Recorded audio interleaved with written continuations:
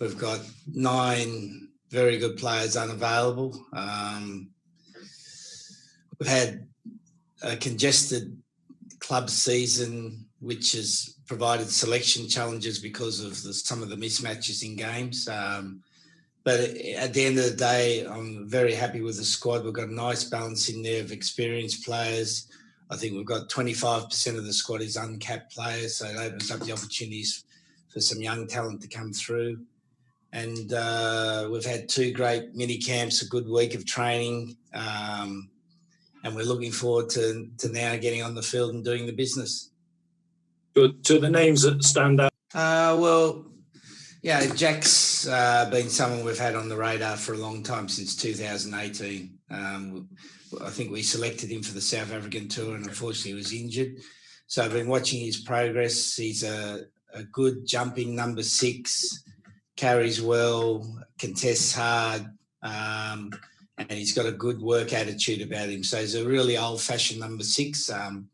So we're looking forward to working with him. And Jacob's a young guy at 10 who attacks the line, has got plenty of courage in the way he plays, solid defender, and was one of the reasons why Wasps did so well. So we've had him in camp for the previous Six Nations, or for this Six Nations, I should say.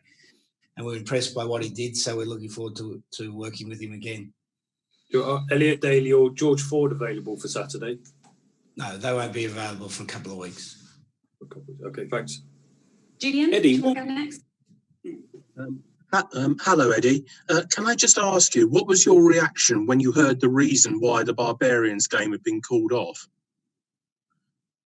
Oh, look, Julian, I've been around a while, so just accepted it, and I quickly just went up to my room and worked out a plan B. I didn't get involved in the emotion of what happened, did a plan B, then got our logistics manager and Charlotte and our captain, Owen, up, and we quickly had a plan in place about an hour after the postponement of the game, or cancellation of the game, should I say. And we're on to the next thing, mate. We're pretty good at these things. You know, we had the same situation with the typhoon in Japan. So we moved on. This time it was just a bit of a different typhoon. Sure, but I mean, the typhoon was a natural disaster. I mean, you've been involved with the Barbarians. I mean, and you know Chris Robshaw well. He's a former England captain. Could you believe that a player of his experience was involved in something like this?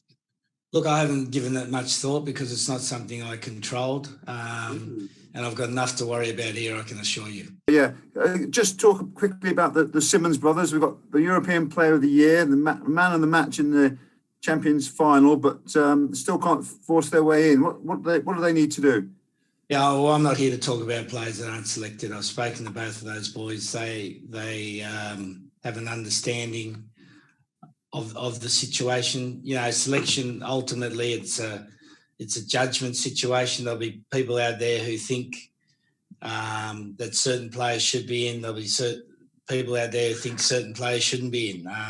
At the end of the day, it's my judgment call with the coaches.